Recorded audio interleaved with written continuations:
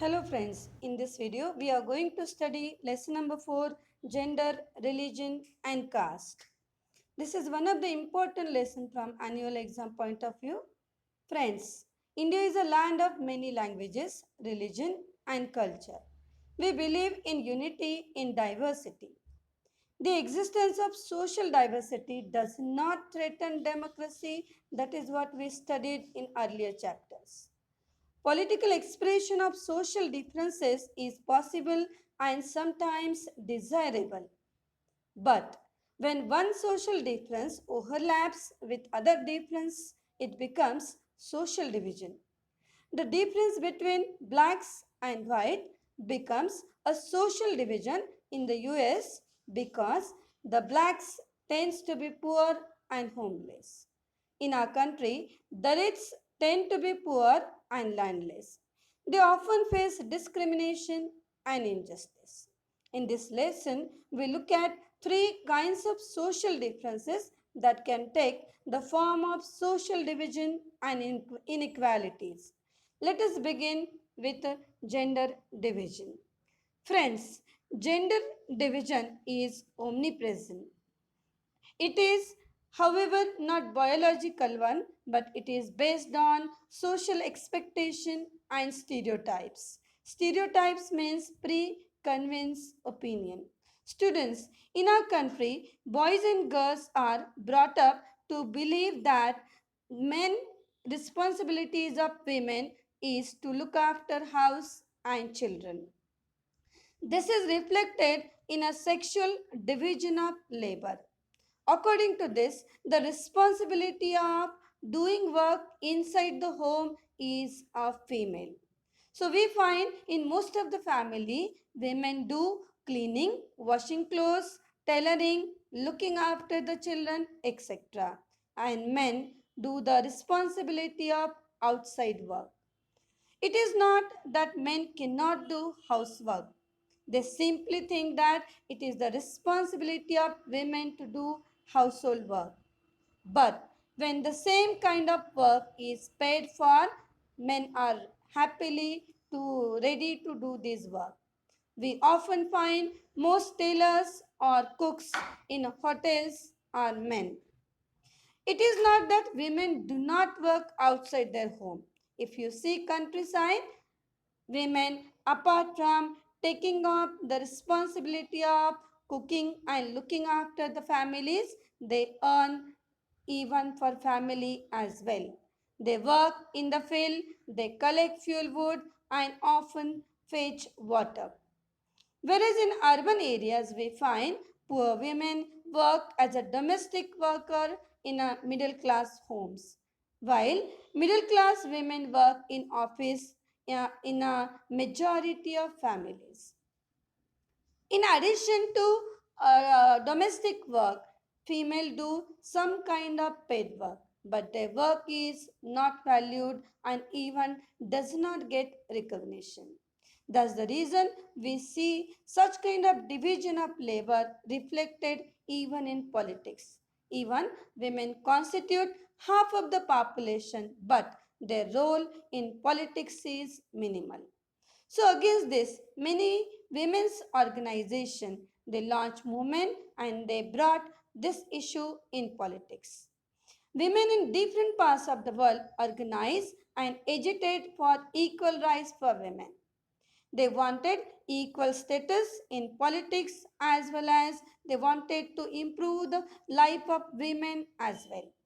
They demanded for equal opportunities and education.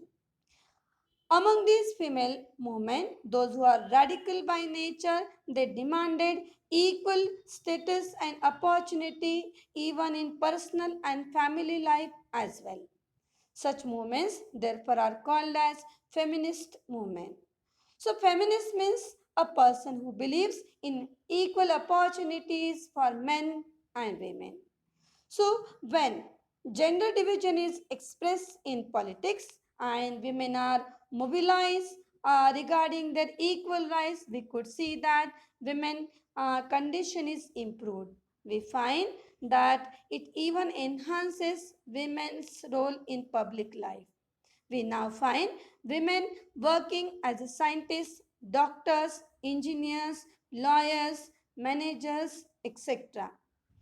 In some part of the world, for example, in Scandinavian countries, means those countries which belong to one linguistic group, such as Finland, Norway, and even in Sweden, participation of women in public life is very high.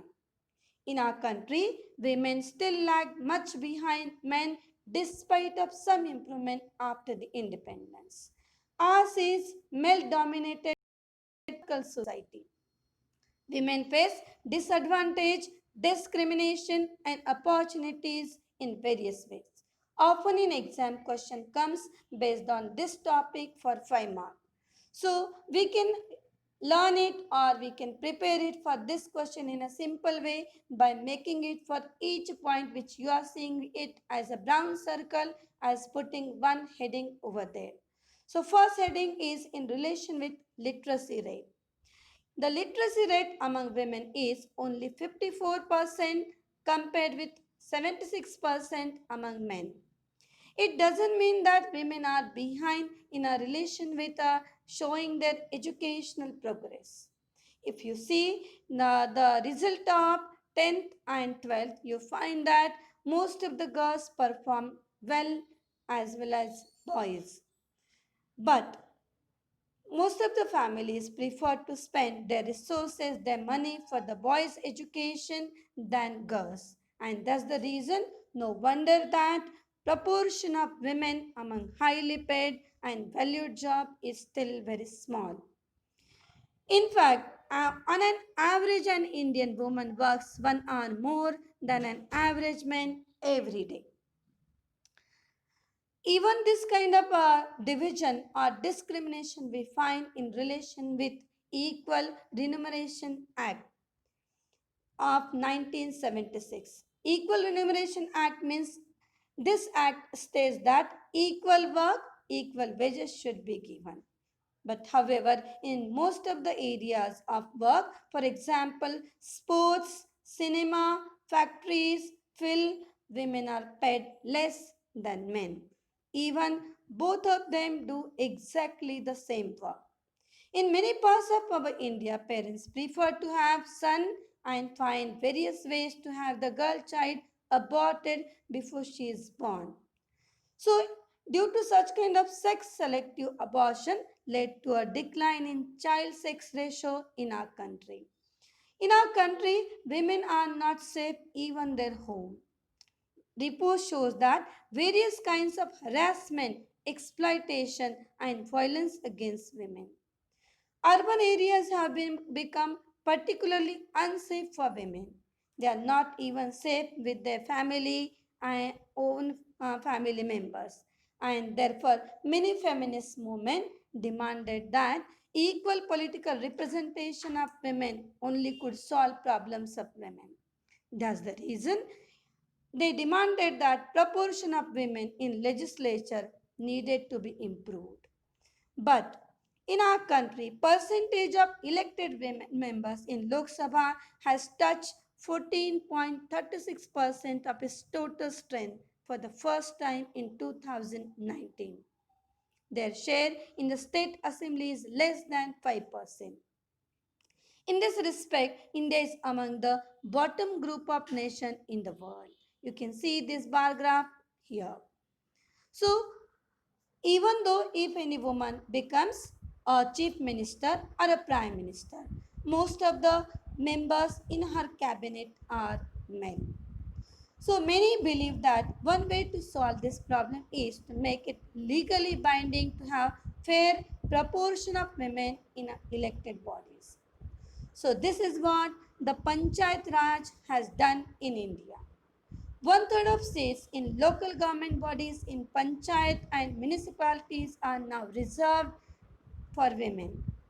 Such kind of even reservation women are demanding to have in even Lok Sabha and state assemblies as well. A bill with this proposal has been pending before the parliament for more than a decade. But there is no consensus over this among all the political parties.